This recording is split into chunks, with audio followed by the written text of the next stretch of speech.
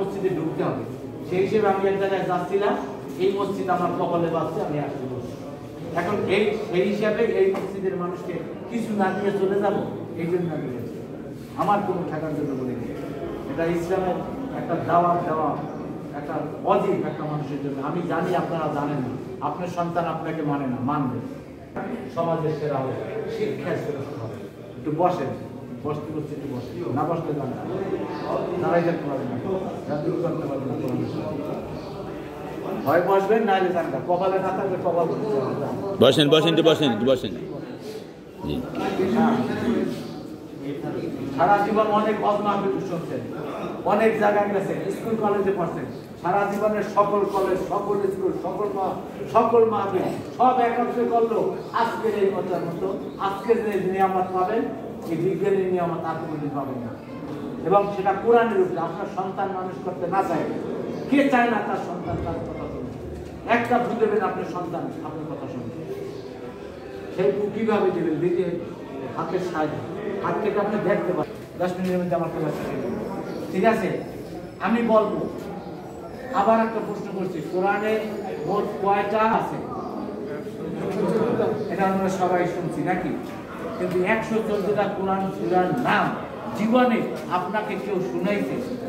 কোন অজমাবিলে শুনছেন? কোন মানুষ 114টা 10টা সূরা শুনাইছে, 10টা সূরার নাম শুনাইছে? কোনদিন একত্রে শুনছেন? বলেন, হাবা না বলেন? না শুনিনি, না শুনিনি, শুনিনি। তাই কোরআনের 114টা সূরার নাম একবার শুনতে পারা এটা ভাগ্যের বিষয় কিনা? ঠিক, ভাগ্যের বিষয়। আর শুনতে সময় লাগছে 1 মিনিট। তবু তো আপনি 1 মিনিটে সব সূরার ফাতিহা থেকে সূরার নাস পর্যন্ত অনেক বরকতি, এর চাইতে আর বরকতি কোনো জিনিস নেই। সেই জিনিস আমরা কেন শুনি না? অর্থাৎ কেউ পৃথিবীর কোনোদিন কিয়ামত হইলে গেল পাবে না। যত বই আমাদের আছে, এই বই আর যত নৌকা, যত এই কলা গাছের ভেলা, যত রিক্সা, যত গাড়ি, এই জলপথ স্থলগতির যত আছে, কোনোদিন কি কিয়ামত পর্যন্ত এক সপ্তাহ ইঞ্জিন লাগাইলো একদিনে মক্কা মদিনায় নিয়ে যেতে পারবে? আপনি নৌকায় 10টা ইঞ্জিন লাগাবেন, গাড়িতে 10টা ইঞ্জিন লাগাবেন, তাহলে কি প্লেনের সমান হবে? হবে না। কিন্তু প্লেন পারবে কিনা একদিনে এমনি নিয়ে যেতে পারবে না? হ্যাঁ পারবে।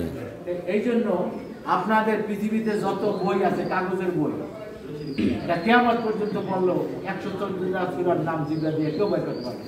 আমি পারছি কিনা দেখেন। আমি আপনাদেরকে, আমি আবিষ্কার, আমি লিখে, আমি আপনাদেরকে একটা থিওরি দিয়ে দেবো, আপনার সন্তান আপনাকে শুনাই দেবে, প্রত্যেক দিন 1 মিনিট শুনাই দেবে। এই 1টা মিনিট শুনাইয়া আপনি বাইরে যাবেন। আমি এই যে 5ই আগস্ট কি জানি, ওই যে হেফাজতের যে গোলাগুলি হয়েছিল, আপনারা শুনছেন না? মতিঝিলে জি জি জি, কোনো মানুষ দাঁড়াই যাইতে পারে না। আমি একা যত গোলাগুলি, আমি ভাবছি যে আমি কোরআনে, আমার হৃদয়ের মধ্যে কোরআন, আমার হাতের মধ্যে কোরআন, আমি নিয়ে কিন্তু হাইটে গেছি শুধু সব আমার কোনো ভয় করে না। আমাকে আল্লাহ বাঁচাইবেন না, মারবেন। যদি লেগে থাকে আজকে, তাহলে আজকে না থাকলে থাকে কোরআনের শক্তি। আমি ভোর রাত্রে আনবো, আমাকে কবরের মধ্যে হাইটে যেতে বলে ভয় পাবো না। আপনার ছেলে সন্তান যত ডাকাতি হোক আপনি ভয় পাবেন না। ডাকাতির সাথে আমি বন্ধুত্ব করে যাচ্ছি। আমি ডাকাতকে কেমন করে বন্ধুত্ব বানাইতে আমার কাছে শেখাচ্ছি। যার গল্প শোনার সময় আছে সে শুনে। আমাকে হাইজাকার দশটা প্রতিদিন হাইজাকার উগ্রবীর আমার গুলি দিল, নেওয়া তো দূরের কথা, সব দিয়ে গেছে আমার কথা। সেই শক্তি আপনার কাছে আসবে। কার কাছে আসবে? সেই সন্তান, যেই সন্তানকে আমি যে পদ্ধতি বলবো, ফু দেওয়ার সাথে সাথে আমরা ফিরে আমরা ফুদিয়া মোমবাতি নিবেন না নিবেন, কেউ দোষ বলে? এই তুমি ফুদে লাগা। আমি যদি এখানে একটা হাতে ফুদি, আপনারা রাখবে উনি জাদু নিয়ে আসেন।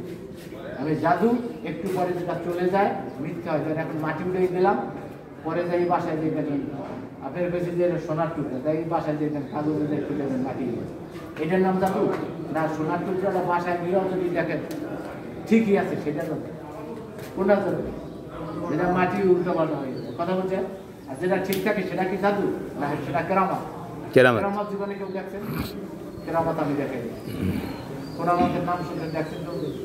তাহলে আমি কেরামত দেখাই দেবো। 100 বছর পরে আপনি জিজ্ঞেস করেন, তাও এই ঠিক আছে। কেরামত দেখবেন আগে না আমার যে বিষয়ে আলোচনা করতে চাইছি সেটি দেখবেন?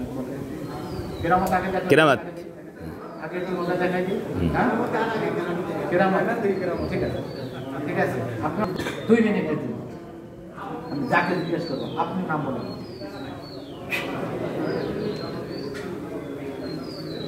নয় নম্বর আপনার নম্বর দিয়ে দিচ্ছি। আপনি 100 বছর পর আমার জিজ্ঞেস করে আমরা কিনে দিই। হ্যাঁ, দেখি কারে কি নম্বর দিয়ে আমি আমরা পারলে আপনার ছেলেমেয়েরা এরকম আমার মতো মনে রাখতে পারবে, ভালো না? আপনার কি নম্বর দিয়ে তাকে কতক্ষণ পর জিজ্ঞেস করলে মনে থাকবে না? যদি মনে থাকতে চান এরাও বলি আপনার মনে থাকছে সে টাকা।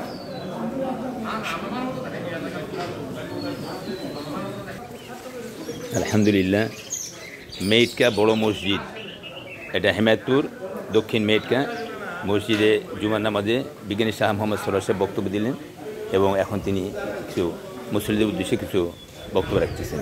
আল্লাহ তাআলা কবুল মঞ্জুর করুক তাকে, আমিন। এই স্যার বক্তব্য রাখতেছেন।